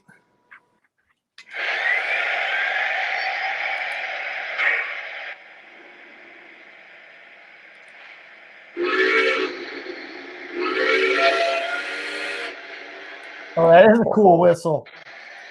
Yeah, and of course, now it's hard to hear y'all. This thing is kind of loud. Yeah, turn it down.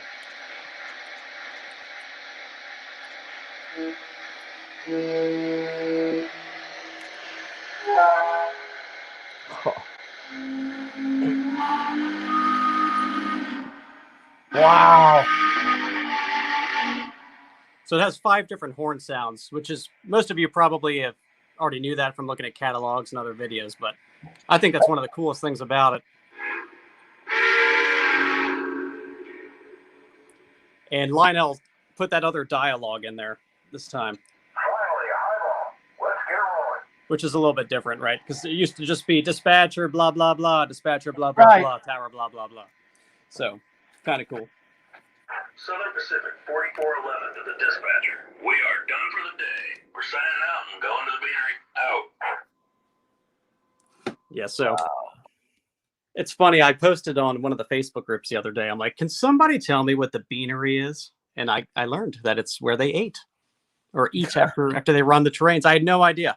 It's I such didn't a know new that. to like the history, you know. That's So why what- you never depend on Wow. me for prototypical operation, because I couldn't tell you half of it. I just like to run it.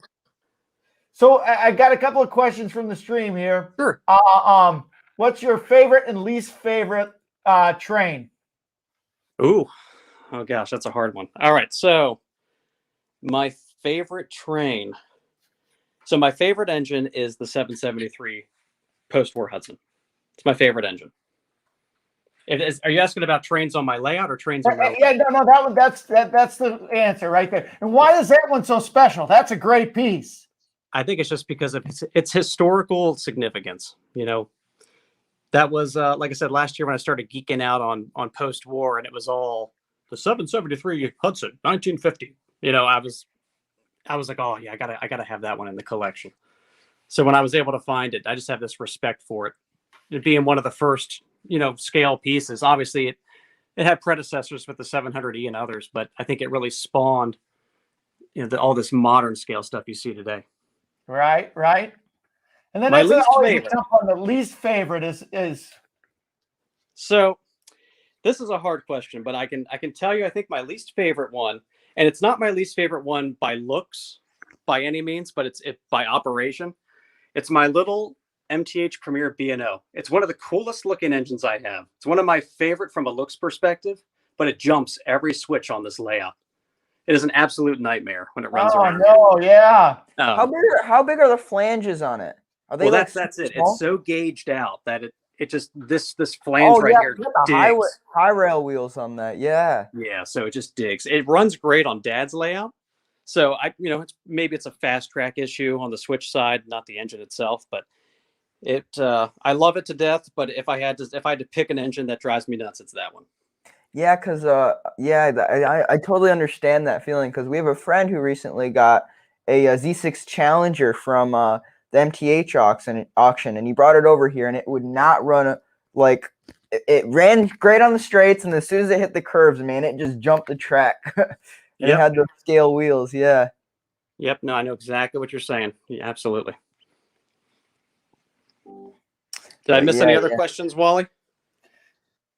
Nope, that's good. That's cool. Let's see here. I gotta,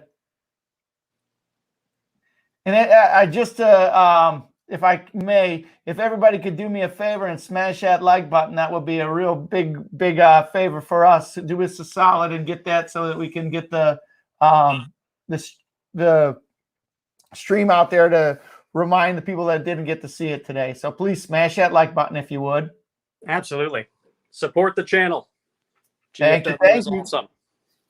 So Charlie Tusick is saying, need to come to Chicago and see the real New York Central 999. It's at the Museum of Science and Industry. Oh my gosh, yeah.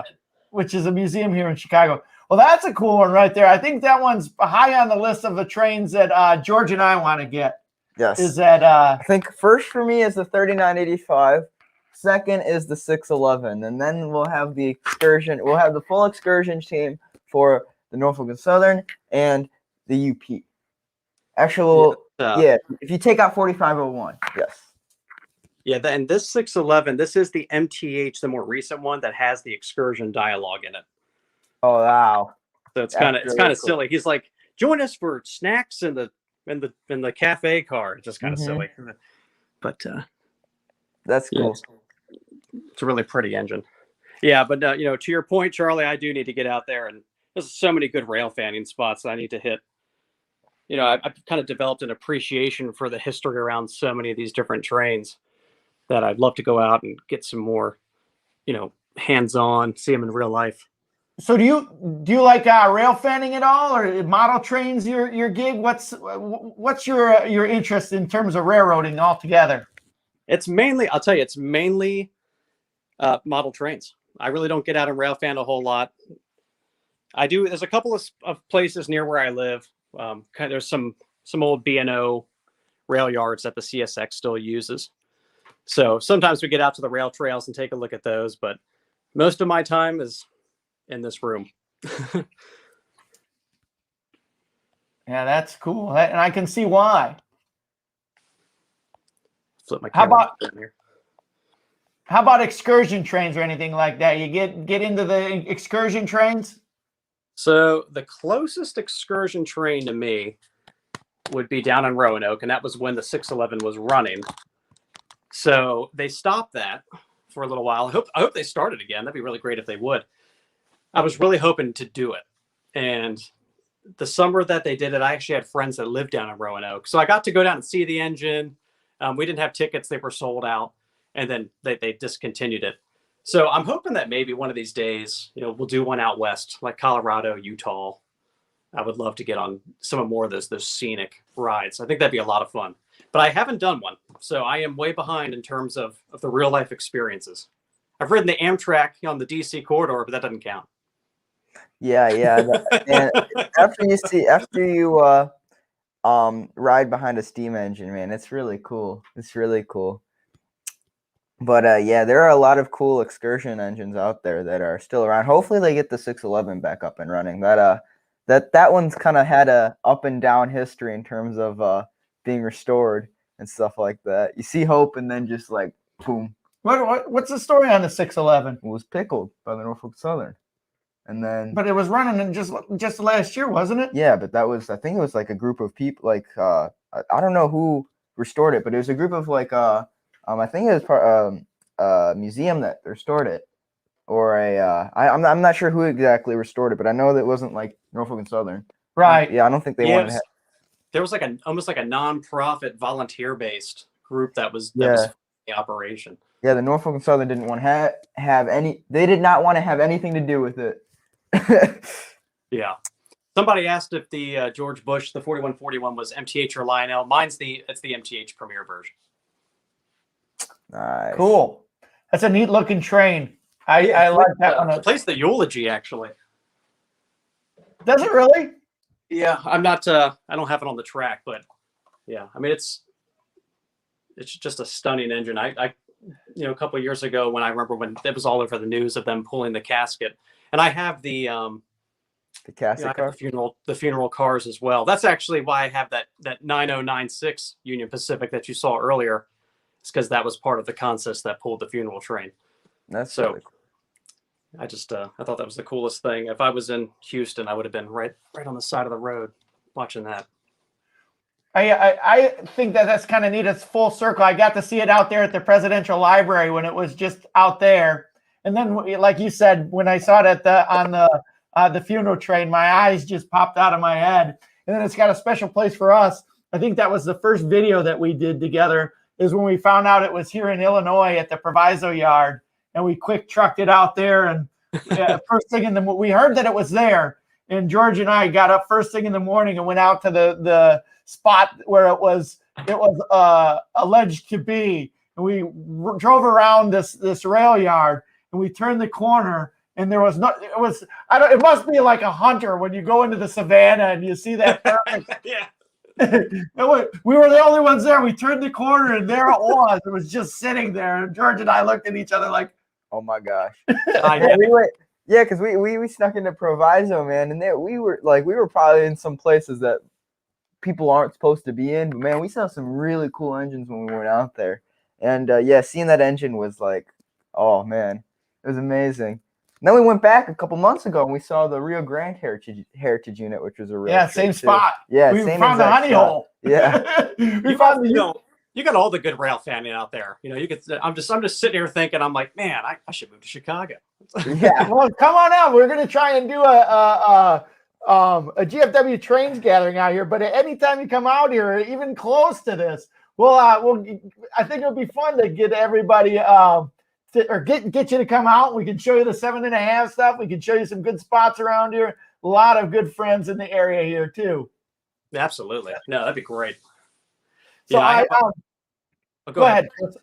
Now, I have another friend who is out in your area. We call ourselves the Train Dads. We have a little group, and we just kind of chat trains all the time. And he, he has his video of the 4014 Big Boy. He's like, check this out. I'm like, well, when did you see that? You kind of failed to tell me that when we met. He's like, well, I was holding out on you, Chris. I wanted you to see this video. And it's just, he's standing, from here to my wall, just about from that thing. It's like barreling by at like 40 miles an hour. Oh yeah. You put the headphones on, you can like hear just the ground shaking. Yeah. We were lucky. You know what? That was about 10 miles away from our house there where it came through here. So I'm assuming you saw it, Wally, right? Do I even want to know? I don't want to know. Well, George and I were following, specifically George was following it from the day they announced it. And wouldn't you know, it came right by our house. It stayed here. It was stored here for a little while, probably within about 20 miles of our house. And George and I were both out of town. We were in Virginia at the time.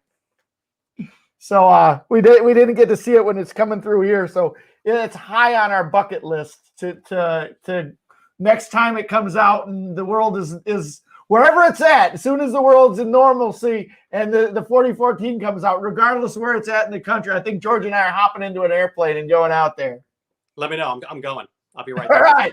All righty. For sure. So this is a good question here, and you don't have to be super specific, but my mom was asking, it says your layout, this is a very keen observation, your layout is located in your home. Where is your layout located in your home? With all the windows, it doesn't look like it's located in a basement. Yeah, it is in my basement. It's just a walkout level basement. Okay, gotcha. Yeah, it's one of the drawbacks is that these windows can make it difficult to get good camera angles sometimes.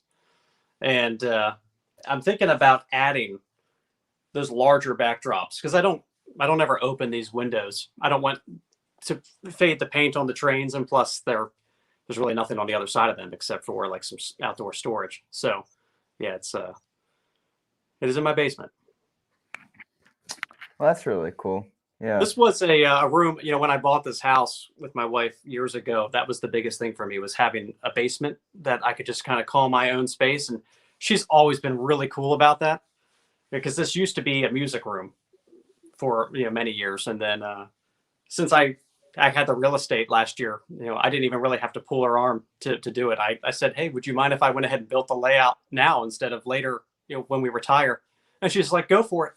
And I couldn't believe it. I was like the luckiest guy in the world. I was like, seriously? I'm like, this is going to be a very permanent thing. Like, this may also like prevent me from ever wanting to move because moving this thing would be a horrific thing. So she's like, no, do it. And so here it is. Yeah, we got Nice. really lucky with that too. Nice. So I was talking about this the other day. My brother-in-law Greg grew up in Maryland. There, Greg, didn't recall where exactly you were at, but Chris is in Maryland, and I think that he lives right where you grew up, Greg. So if you can in the stream, post up where it was that you grew up. All right. So going through here, let's see here. Yep, East Coast represent. Right on. Yes, East Coast, man. We have the oceans, you have the trains. Well, there's That's a lot right. of good. So Greg's from Clarksburg. My brother. Yeah, Montgomery County area, Montgomery, Frederick County area. Yeah. Yep. That's cool. So you the out there in Baltimore though is the museum out there. That's one of my favorites. Yeah, they have some. I mean, they have some great stuff out there, and they do a lot of neat events throughout the years. I got to get out there this year. I've been kind of itching to go and see what's new. They've got a neat collection. Yeah, but there's definitely some neat things to see down in that area. And you know, if you kind of go through, you know, if you go north out to like Hagerstown, Cumberland, there's a lot of good rail fanning spots out there in Maryland still. There's been a lot of kind of mixed press around the Cumberland situation lately. I think they had some funding issues and last year didn't help, but they're getting back on track, and I think they're going to have a pretty fun, exciting thing coming up here. Cool. So all right, now that you're rolling big time on your collection of trains and everything like that. In terms of the latest catalog or Mike's Train House going out of business, is there any like modern gotta have pieces that are in your? So, you know, this year the big one, and it was a hard decision because when you're looking through it, there's so many good ones. I'm going for the New York Central Mohawk, the pacemaker. Oh, I can see why on that. Yeah, it's so different. You know, when I look around at the colors and things that are on the layout, I just thought it would be a nice, bright piece to put on here. And I love the post-war pacemaker car, and I don't have any scale versions of it, so that's gonna be a neat one. And then I know, you know, Dad's got a couple Lion Chief Plus engines that he ordered. I'm really excited to try those out because we don't have a whole lot of Lion Chief in the fleet, so those will be neat to see, but those aren't ones I ordered. But you know, Dad and I share so many trains that I'll probably end up doing videos on them when they show up. That's great. That's great. And I want to loop back around. You know, George and I do this together. It's kind of a father and son thing, and I did it with my dad for growing up, and it was a father-son thing for us. Or the Wordricks, it's a father-son, grandson thing. So talk to me about your dad and what you like to do with your dad the most. Yeah, well, I mean, it's running trains, it's collecting trains, it's, you know, geeking out on trains. He's been the biggest inspiration for me in the hobby. You know, I whenever I think back on all of the different things I like about it, it really started from his interest in it. And it's funny because when I went away to college, even I wasn't too far from home, and I would come home on the weekends and we would run trains. And it was actually the first year I went to college that Dad went out. I came home for fall break, and we went to the train store, and he picked up the TMCC command control system. And that was the first time we really had a true command control system. That was back in 2003. So that was a little while ago now. But I spent that whole break, just Dad and I, 2 loops of track on the floor. Because now that we were command, we could run multiple things, right? It was cool. And I just remember spending that week just geeking out on that TMCC setup.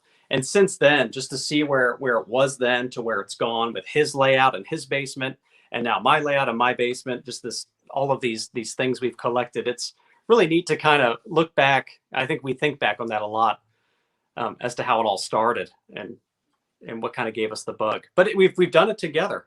And you know, it's not even just me and Dad. My brother participates in this. My mom's super supportive of it. I mean, she puts up with a lot. So does my wife with all this stuff. So we have a whole family of train train nerds, I guess you could say. And at Christmas time, we didn't get to do it last year, but we have this family train table that we do. There's a craft show near where I live, and they let us put up a table. It's a lot of work for one day, but we get to showcase the trains. We put up all the Christmas Village pieces, and we do that as a family. So it's Dad and me and my brother and my mom and my wife and the girls. It's just a whole thing we do together. Oh, that is awesome. That is awesome. I bet the crowds just flock around it too. Well, and you're exactly right. People love it, and you get to learn all of these stories from people. Like people I've never seen in my life will come up and they just lay it out on you, man. They're just like getting cathartic. They're like, oh, when I was a kid, like my dad got me a Lionel, and oh, I need to go home and get it out and run it, and just the stories people tell. It's really, really great. Again, you meet so many people through the hobby in so many different ways. There's such a nostalgic piece to this. It just takes people back in time. Right. Speaking of back in time, your story about TMCC, it brings back some great memories. My good friend Bill, who's on here, that's where we learned TMCC too. We got one and we set it up on his floor one night, and we just figured it out, learned it. We're just like, oh my God, look at this. I'll tell you, it was mind-boggling. I'm like, wow, I can make it whistle anytime I want, and it always works. Oh, it talks. Right. What was the first engine you guys ran? So my funny story was I got the command control and I set it up on a layout, and the first command control piece that I got was Norfolk and Western 1218, and I put it on the layout, and it was all hooked up to the command control. And at the time, I didn't really understand how it works. So I turned on the power. Right. Turned it off, turned it on, was trying to cycle through the E unit. And it wasn't working. And I was freaking out. I was like, what? We just spent $1,200 for this engine and it doesn't work. Piece of junk. One is lying. Going back and forth. And I don't know what occurred to me. I was like, oh, maybe if I tried the TMCC, sure enough, it worked like a top after that. Wait, I turned the dial now. Wait, this was right. It's magic. Like a whole different thing in your head. Like, oh, it stays on all the time. I see. Yep. No, I got to be careful because when the kids get a hold of my remotes all the time, and that dial, they picked right up on it. It's no issue. Same thing with the handles. If I'm running post-war, they'll come down here and man, just boom, and they just push it straight back. And I'm like, yeah, that's like 22 volts straight to that race in. I'm like, it's gonna wreck. So that's just there's a lot of policing that happens in this room. Easter had some family over. They were throwing balls around in here, and I'm like, okay, everybody get out of here. What are you doing? These aren't toys. Right. How much this one cost? It's like I'm trying to foster like the fun, but I also have to lay down the rules. So this is a very confusing room for my poor kids. Oh yeah, yes. And my dad was hearkening back to the electronic set in 1947 when we're talking about command control. Oh boy. Leave it to Grandpa to roll back the time machine and say, oh, think the command control. 1947, it was all there. Can't say I know that one, George. No, I need a history lesson on that one. Oh, the electronic set's a neat one. Yeah, if you're in the post-war, man, that one should be a cool one to look out for, because I mean, all the cars on it have they are like accessorized cars, correct? Right, there are accessory cars. It's a turbine engine. Okay. And all of the cars are accessory cars, and they all have radio transmitters on the cars. And this is 1947 now. Wow. 1947, and there was a transformer that had colors on the transformer that corresponded with little colored decals on the car. And you'd hit the transformer, it would activate the radio on the car, and all of the cars would work. So there was one on the tender that would make the whistle. There's another one on a coal dumper that would make the coal dumper go out. And it was a set way ahead of its time. I gotta find. I need to dig a little bit more into that. Is that considered? Yeah, I gotta look for that. That's Yeah. probably one of Right. the super hard to find things, though. Oh yeah, that one's probably rarer than the girls' train. Would you say? No, the girls' train's rarer than that one, but it is a tough one, and also it's a bonus if you can get one that works. Again, it's Right, that's the other thing. 1947. What are the chances that it doesn't have a blown speaker or it doesn't communicate with the radio? Yeah. Mm-hmm. Yeah. Oh yeah. Definitely. For sure. That's great. So on your layout there, or just not necessarily on your layout, but your channel, with upcoming videos, I know you kind of go, you say you got something, you kind of go by the seat of your pants, or you just let it flow through your brain. Is there any big videos that you're wanting to make? That's a good question. So I would love to do a video on how the benchwork came together, because there is a blog on it. So I wanted to kind of compile the pictures and pull that together and try to create almost like a Ken Burns inspired documentary. So that's probably something I'm going to work on. That's going to take a little bit more time. And then I think I've had some requests to do some more reviews on, or some more overviews on Dad's layouts. So I think I'm going to shoot that this week. That'll probably be what happens next week. Oh, that's great, Chris. I would actually I would really like that. Would scratch an itch for me. I would like to see that. Yeah, and it's a change of pace. You know, I mean, everyone's seeing my last couple of videos. It's kind of follow the same cadence, so it'll mix it up a little bit, see something different. And Dad's layout's a lot of fun, so I'm looking forward to that. But I think as far as big videos go, it'll be a little bit about the bench work, because it was an interesting process, and I learned a lot watching it all come together.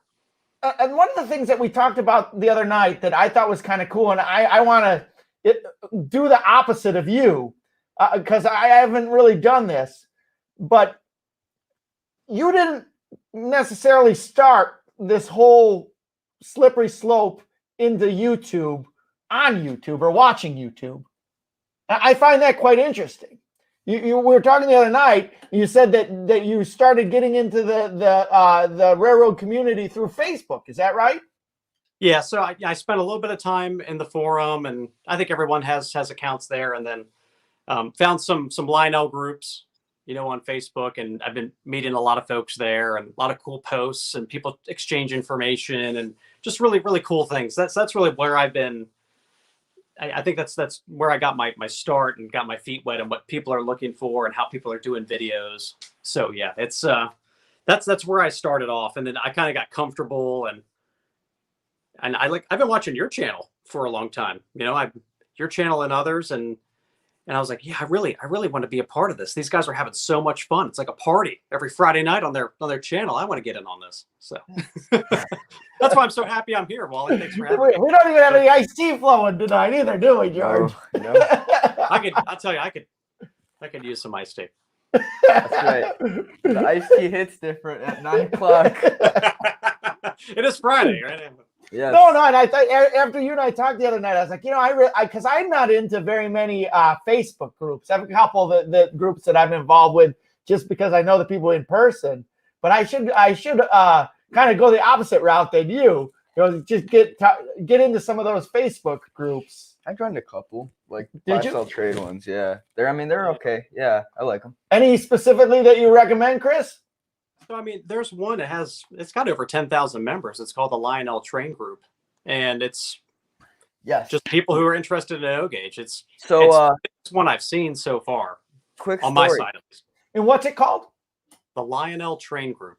That's the forum that remember the Addams Family video we did? Oh yeah. That's where that video was posted up. And that's kind of what blew it up. I yeah. Because I remember I had a friend of mine, he texted me, he goes, yo, some guy just posted your video up on this forum. And it's like right as it started to like kind of arc into go popularity. Yeah. And I was like, oh, I mean, because by then it was kind of becoming one of our most viewed videos. So I was like, oh man, that's kind of strange video to become most viewed. And I saw it on there, and I was just like, oh my gosh. And there's a bunch of people commenting on it. It's really cool. But yeah. Yep. The Lionel Train Group, huh? Yeah. Corey's got it. Corey's in there.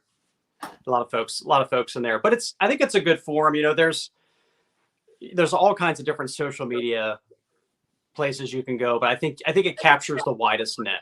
TikTok is sort of niche with a certain age Yeah. group, and then you have Instagram, which is also kind of niche with age groups and genre, whereas Facebook still captures that wider net. I feel like there's people that are new in the hobby, and there's people that have been in there for years. See, And it's a very I've been impressed with how people behave in it too. It's been good. Been a good place. Yeah. That's always nice. They have people that behave, right? And the moderators are great. That's the other thing. But yeah, it's been a good way for me to build community, and it was a big piece for me in 2020 when, like I said, we weren't going to train shows and seeing people. It was a great way to meet new people or to see people that you've known for a while and look at them. And how does it work on there with like YouTube videos? You share your YouTube videos on there, or you post something about that on that group, or is it just something where I'll post them there from time to time. And it's it's hit or miss. I don't know how many people click through. The analytics aren't super sharp for our click through from Facebook. Right. I think a lot of people they like to look at the pictures. They like to chat. So, right. Yeah, it is a good place to post those too. You can make awareness in there for sure. Yeah, that's cool. Yeah. But yeah, it's good stuff. But yeah, I don't have my own social media. I can barely keep up with this YouTube channel, so I can't be snapping a picture every day, and Right. Right. So that was the thing we were doing. George and I were spending probably about 6 hours a day on trains and YouTube and everything like that. Yeah. And now that the world's back together, we're scrambling to find any time to do this. And so, North Country George's Trains. got his baseball and stuff. It's like oh yeah, got all that. North Country Trains can lay off about our layout not having any scenery on it, because when you get a job, you can see what that's like sometime. So I'm firmly planted in cheek. Now I love this, and I'm sure that you're the same way. I love to get done with work and just come down here, and it's kind of a good way to lose the pressures of the world. Sometimes you look at a project and work through the project, and there's a satisfaction to do that. Well, it's fun, and it's funny you say that, because I even do this during work. So my desk is literally right over at the end of the layout, and I do a lot of video collaboration meetings. And my customers and my coworkers, they can see the trains kind of in the corner. So I've actually had someone during a meeting stop me, like, Chris, let's stop. And I'm like, oh no, I must have said the wrong thing. They're upset, and they're like, can you turn your camera and run those trains behind you? Are those O-gauge trains? And next thing you know, we're talking about their train story with my customers in my basement. I love it. I actually ran the layout for customers on video meetings, Zoom or WebEx. Chris, and quite honestly, that's how you grow the hobby, Yeah, and it's you've learned new things about people where they would have never talked about trains in a corporate meeting until they see some random background. So it's right. He's like, oh, wait a second. Let me take off this tie and put on my Katie shirt if I'm going to run trains. I've worn this shirt on many occasions on the meetings for sure. Oh, that's good. I'd love to wear one of my. So you guys get to see my what I really want to wear every day on these live streams. I have to wear a suit and tie every day, and one day I'd love to come to work wearing this. Like, hey. What you should do, Wally, is you should show up on your live stream with your suit and tie. When he used to coach basketball, I told him he needed to show up to the games in suit and tie. Yeah, be a professional coach, man. Right. Well, listen, I tell you what, Chris, thanks so much for coming on the stream today. We really enjoyed having you, and I know that everybody here has enjoyed seeing your layout. The stream has been just chock full of people enjoying what is RBP Trains. And you know what? It's really neat that you're a part of this community, and thank you so much for coming on GFW Trains tonight for Fast Friday. No, thank you guys so much for having me. It was an honor to be here, and I'm just really glad this all worked out. It was a lot of fun. This is a great way to head into the weekend, guys.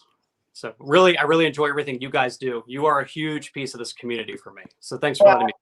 Well, no, I appreciate you saying that. And George and I don't know what the hell we're doing. Honestly, we're just having fun as a father and son. And I look at people that are in the community like you and in your channel, and those are the ones that I really like. I can see the passion in what you do. I can see the love in what you do. Not only that, but there is a production value in your videos that you've got, and it's